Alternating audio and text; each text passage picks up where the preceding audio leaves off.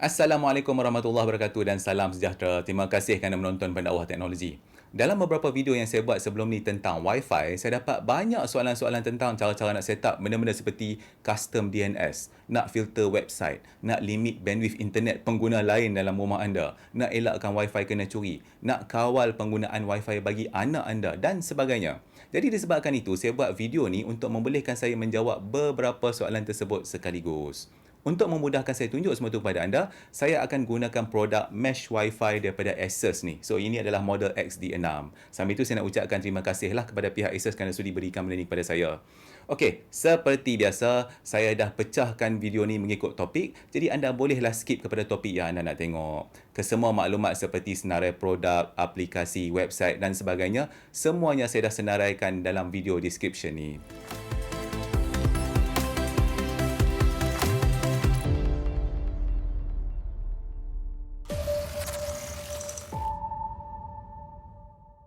Dalam bahagian ni, saya akan tunjukkan dekat anda cara-cara untuk nak set DNS server yang khusus bagi anda punya Wi-Fi router. Jadi, apa yang anda kena cari adalah satu benda yang dipanggil LAN settings. Contohnya macam ni, anda nampak LAN settings di bawah advanced settings ni. Kalau macam dekat Asus ni, dia duduk kat sini, mungkin Wi-Fi router lain, dia dekat tempat lain lah.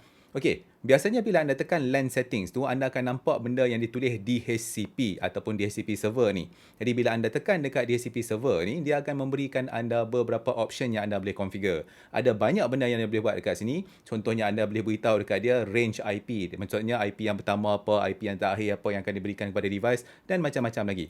Tapi untuk contoh ni, saya akan tunjuk untuk DNS server dulu. Jadi katakanlah saya nak gunakan DNS server Cloudflare. Jadi saya masukkan IP yang 1.1.1.1 tu, maksudnya DNS server Cloudflare, dan saya applykan settings ni. Apa yang akan berlaku selepas anda apply settings tersebut adalah semua device yang bersambung dengan Wi-Fi router tu akan menggunakan DNS server yang anda set tadi. Contohnya ni, saya buka network preferences sebab komputer saya ni memang bersambung dengan Wi-Fi router Asus ni. Jadi kalau anda tengok dekat bahagian IP settings ataupun network settings tu, anda boleh tengok DNS server saya adalah IP yang saya masukkan tadi, iaitu 1.1.1.1 tu. Jadi benda ni akan jadi sama untuk semua device yang bersambung dengan Wi-Fi ni. Sebelum ni, ada juga orang yang tanya saya bagaimana untuk nak filter konten ataupun website menggunakan DNS. Jadi kalau anda ada macam contohlah Wi-Fi router daripada Asus ni, dia senang sebab dia ada satu benda yang dipanggil DNS filter ni. Jadi DNS filter ni sebenarnya dia dah senaraikan beberapa DNS server yang memang khas untuk buat filtering. Contohnya dia akan filter website lucah, tempat untuk nak berjudi online dan sebagainya, macam-macam. Jadi anda boleh buka dekat bahagian DNS filter ni dan pilih senarai DNS server yang ada. Cara nak set DNS filter ni senang saja. Kalau anda tengok dekat bahagian Global Filter Mode ni, dia akan memberikan anda satu senarai DNS server yang boleh buat macam-macam filter. Jadi untuk contoh ni, saya akan gunakan OpenDNS Family. Setelah anda apply settings tersebut, router Asus ni dia akan menukar semua DNS server bagi setiap klien yang bersambung dengan Wi-Fi router tu. Jadi kalau anda tengok, komputer saya ni menggunakan DNS server alamat IP router tu sendiri.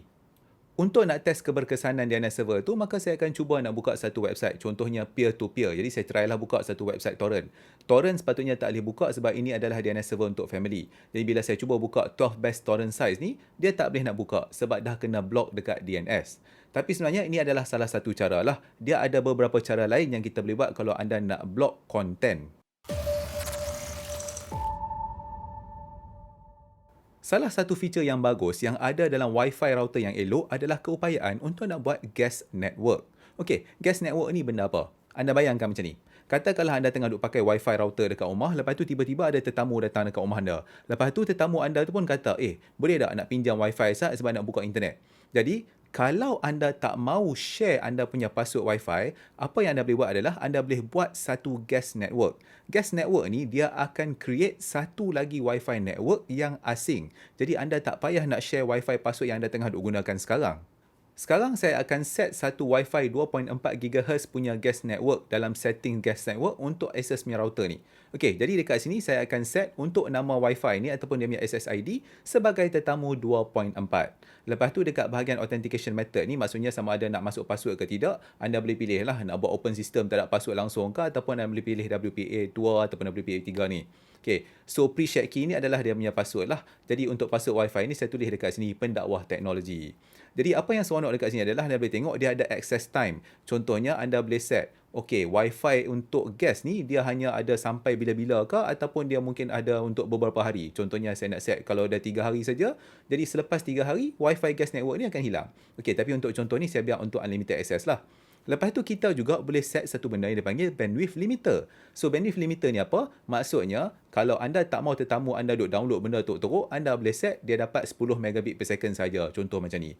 Itu kalau anda tak nak bagi depa duk buat macam tiba-tiba duduk kat rumah anda, lepas tu masuk wifi duk download torrent ke apa ke. Itu salah satu dia. Selain daripada itu, anda juga boleh disable akses kepada intranet. Jadi apabila anda disablekan benda ni, maka komputer yang bersambung dengan guest Wi-Fi ni tak akan boleh bercakap ataupun communicate dengan komputer lain yang menggunakan Wi-Fi router anda tu. Ni saya tunjuk satu contoh kepada anda. Tadi saya dah set tetamu 2.4 punya Wi-Fi guest network ni, dia punya bandwidth limit adalah 10 megabit per second untuk upload dan download. Jadi sekarang saya tunjuk dekat anda apa yang berlaku bila saya buat speed test menggunakan telefon yang saya bersambung dengan guest network ni. Macam apa yang anda boleh tengok dekat speed test result ni, download dan upload ni semuanya di bawah 10 megabit per second.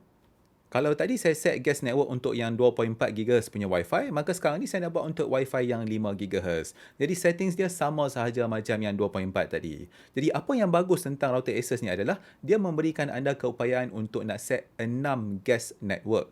3 untuk menggunakan 2.4 GHz dan 3 lagi yang menggunakan 5 GHz. Dan apa yang lagi best pula, anda boleh gunakan feature Smart Guest Network tu di mana anda boleh gunakan Alexa untuk nak enablekan ataupun disablekan guest network tu.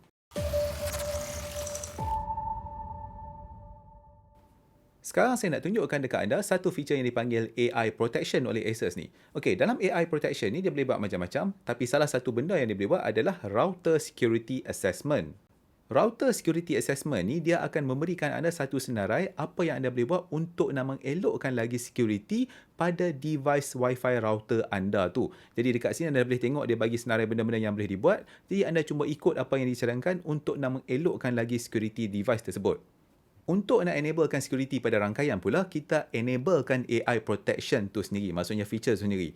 Okey, jadi AI Protection ni secara rumusannya, dia boleh buat macam-macam. Contohnya kalau anda tengok, dia boleh buat malicious site blocking. Maksudnya dia boleh block website yang ada benda-benda yang ada unsur hacking ke, unsur malware, ransomware dan sebagainya.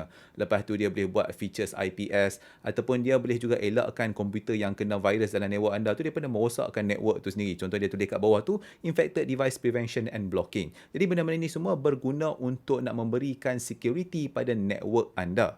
Memandangkan AI Protection ni kata dia boleh block malicious sites yang ada malware contohnya, maka saya nak test malware tu sendiri. Jadi anda boleh buka satu website nama wika.org ni ataupun wika.org ni. Jadi website ni kita boleh gunakan untuk nak test keupayaan blocking malware.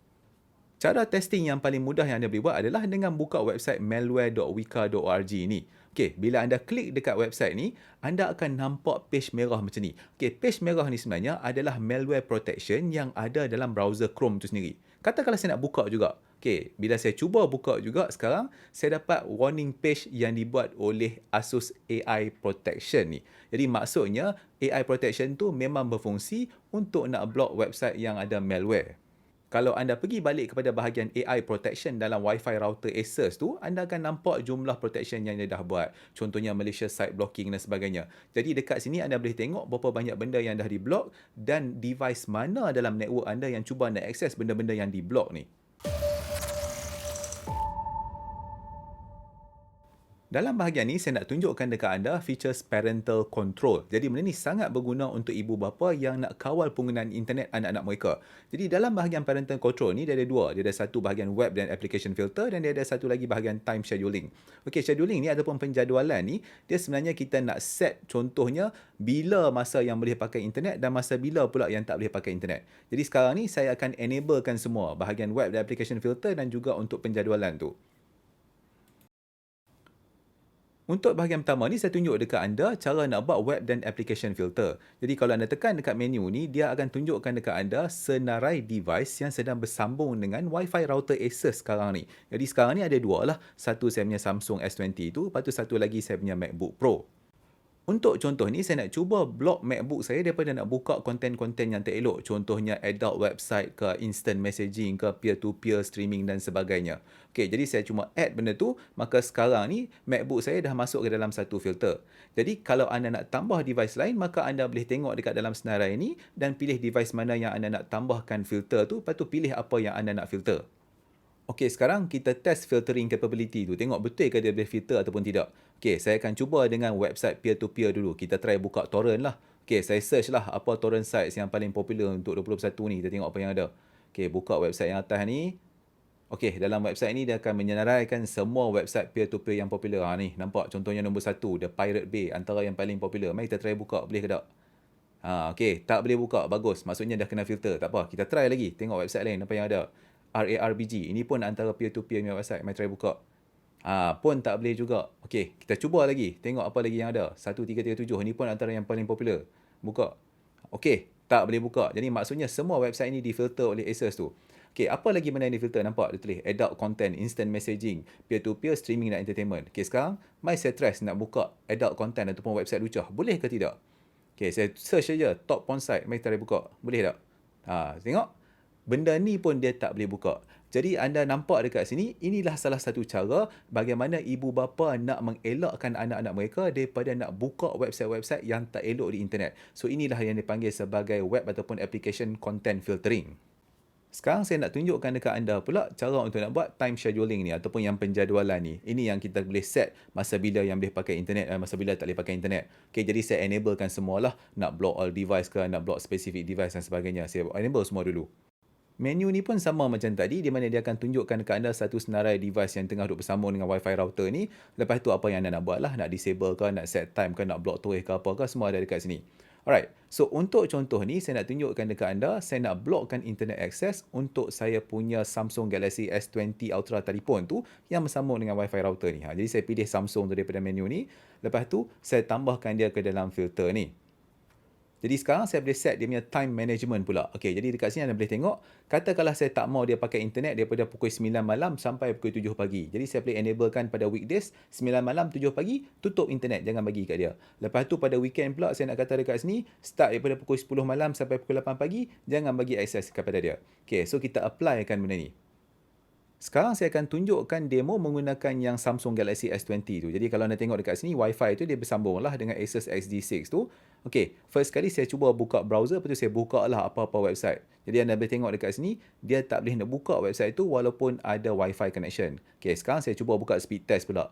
Kalau saya run speed test tu, bila tekan go tu, pun tak boleh nak buka juga. Okey, kenapa benda ni tak boleh nak buka? Sebab kalau anda tengok balik dekat saya punya settings tadi, saya dah kata, tengah malam untuk weekend dan weekday, internet connection tak ada. Jadi sebab itulah Samsung Galaxy S20 Ultra ni tak boleh nak akses internet walaupun dia bersambung dengan Wi-Fi. Jadi benda ni berguna untuk ibu bapa yang nak limitkan penggunaan Wi-Fi anak-anak mereka pada waktu malam. Sebelum ni ada juga orang yang tanya saya bagaimana cara untuk nak limitkan kelajuan download bagi salah satu komputer yang duk bersambung dengan network ataupun Wi-Fi tu. Okey, jadi sekarang saya akan tunjukkan dekat anda features QoS ataupun Quality of Service ni yang ada dalam Wi-Fi router Asus ni.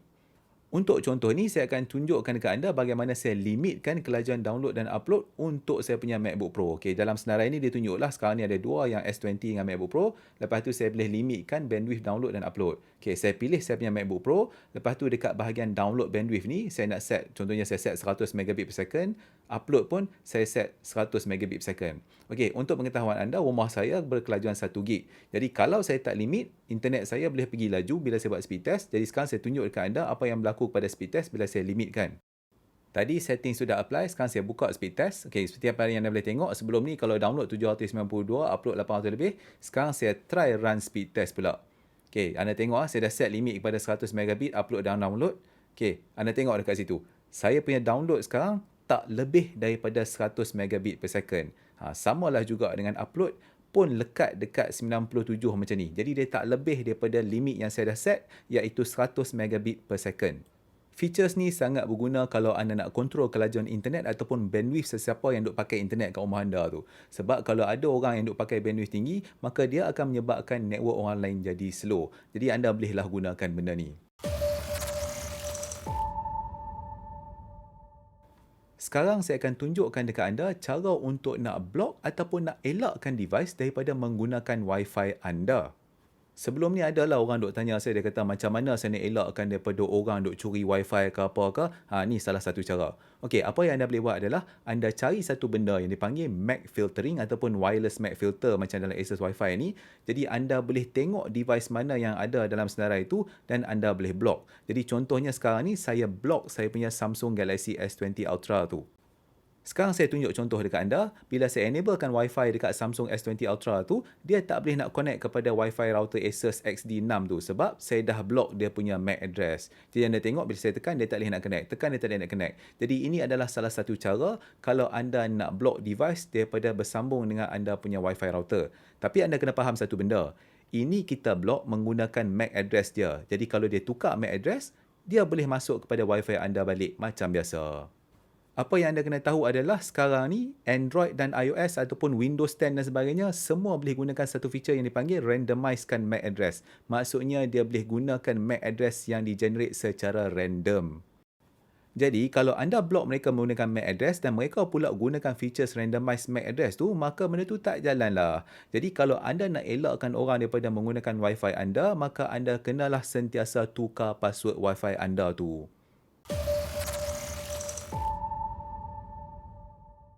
Settings terakhir yang saya nak tunjukkan dekat anda adalah cara-cara untuk nak set static IP bagi satu-satu device yang bersambung dengan Wi-Fi router anda tu. Okey, macam sebelum ni ada orang tanya saya, dia kata macam mana nak buat supaya apabila satu laptop ni bersambung dengan Wi-Fi tu, dia sentiasa dapat IP yang sama. Okey, saya tunjuk dekat anda. MacBook saya ni, dia bersambung secara wireless kepada Asus punya Wi-Fi ni dan ni adalah IP yang dia dapat. Okey, sekarang saya nak tukar IP dia supaya bila dia sambung pada Wi-Fi, dia dapat satu IP yang spesifik. Okey, apa yang anda kena buat adalah anda kena pergi bahagian LAN dan cari DHCP server tu. Dalam DHCP server settings ni sepatutnya dia ada satu bahagian yang ditulis manually assign IP. Jadi untuk brand-brand Wi-Fi yang lain pun dia lebih kurang macam ni jugalah. Jadi kalau Asus tu dia nampak macam ni. Jadi sekarang saya pilih saya punya MacBook Pro ni. Jadi dia akan tunjuk dekat situ IP address yang diberikan kepada MacBook saya sekarang ni iaitu .146 yang belakang tu. Jadi saya nak tukar kepada .200. Lepas tu saya nak tukar juga DNS server dia. Saya nak MacBook Pro ni menggunakan DNS server Cloudflare yang satu lagi. Contohnya 1.0.0.1 ni. Jadi apabila saya tambahkan maklumat ni kepada manual IP assignment ni, maka setiap kali MacBook Pro saya bersambung dengan Wi-Fi router ni, dia akan dapat IP yang sama dan dia akan diberikan DNS server yang sama.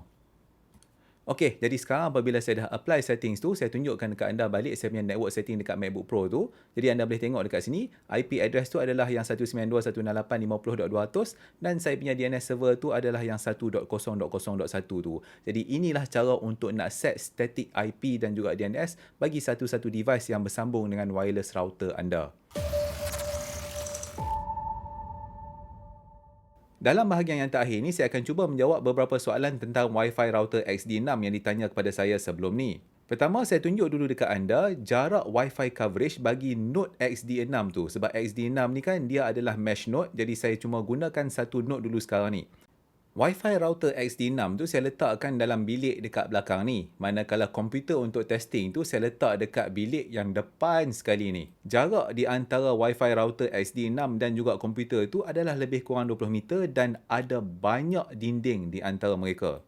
Sekarang saya tunjukkan dekat anda, komputer saya yang dalam bilik tu dia bersambung kepada Wi-Fi router XD6 tu menggunakan Wi-Fi 2.4 GHz. Macam apa yang anda boleh tengok dekat sini, network channel tu nombor 4 dan link speed tu untuk transmit dan receive hanyalah dalam lebih kurang 100 megabit per second sahaja.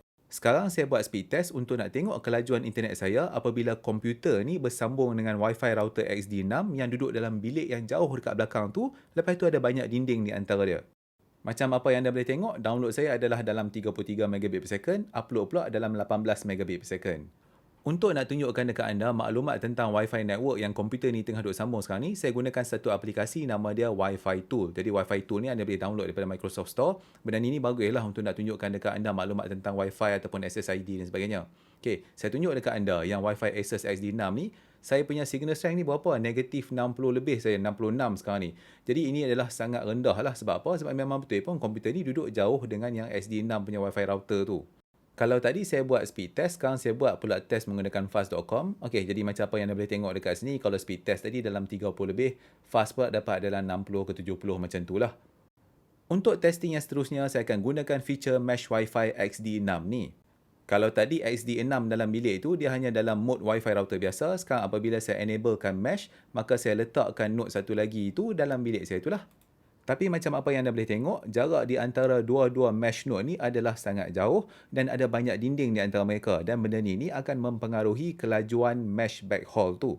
Sekarang kalau saya tunjuk dekat anda balik Wi-Fi properties tu, dia punya link speed tu dah naik lah. Sekarang dah jadi 1200 megabit per second lebih kurang macam tu. Dan sekarang saya bersambung dengan Wi-Fi 5 GHz. Okey, jadi sekarang saya buat balik speed test. Jadi macam apa yang dia boleh tengok, download pun dah naik sampai 126, lepas tu upload pun dah 173, agak laju. Dan sekarang saya test pula dengan fast.com sekali lah. Fast pun naik jugalah sikit, sekarang dah dapat download 200 megabit per second. Dalam video mesh Wi-Fi yang saya buat sebelum ni, saya ada terangkan dekat anda tentang wired ataupun wireless mesh backhaul. Jadi, untuk Asus XD6 ni, dia support dua-dua. Dia ada wireless backhaul dan juga wired backhaul untuk dia punya mesh Wi-Fi. Jadi, saya boleh sambungkan node-node mesh ni menggunakan network cable. Jadi, macam apa yang anda boleh tengok dekat sini, yang main node tu saya tarik satu network cable panjang daripada bilik itu, teruslah pergi kepada node yang saya letak dalam bilik satu lagi tu.